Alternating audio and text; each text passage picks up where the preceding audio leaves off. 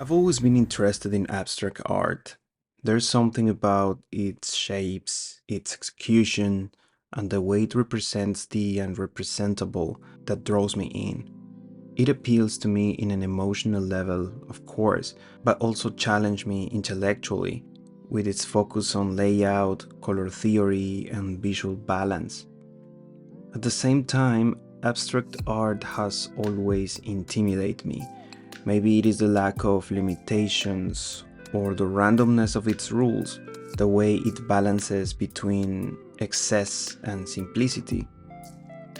There's also a certain elegance to abstract art, a sense of refinement and sophistication that almost feels like a way of life.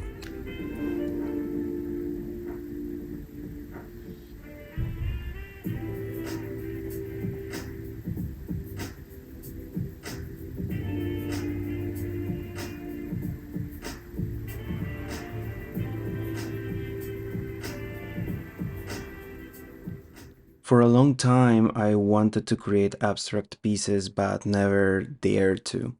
Even when I was an industrial designer, where forms, shapes, and contours interacted and redefined themselves, I hesitated to fully embrace abstraction. Recently, I finally took the leap and created some abstract works. The hardest part was stepping out to my comfort zone and forcing myself not to look for real world elements in compositions, to avoid picturing still lifes, landscapes, or recognizable figures, and instead just let go. Once I broke through that initial hesitation, the process felt like an explosion.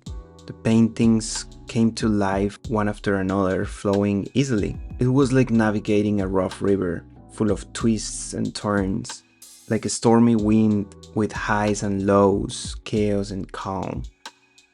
At first, I didn't know what I was creating. I felt like searching for something that didn't have a name or a clear form.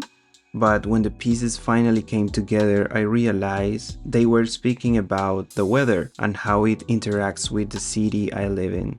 The way the light hits the buildings, the feeling of the air after the rain, the sunset over a city, and the way twilight touches the suburbs.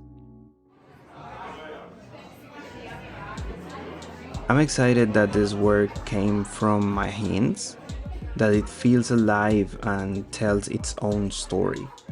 And I'm glad I found this creative space and can share it with others. These pieces will be displayed at Brunswick Street Gallery for the next 2 weeks. If you have a chance, I invite you to come and see the exhibition. See you in the next one.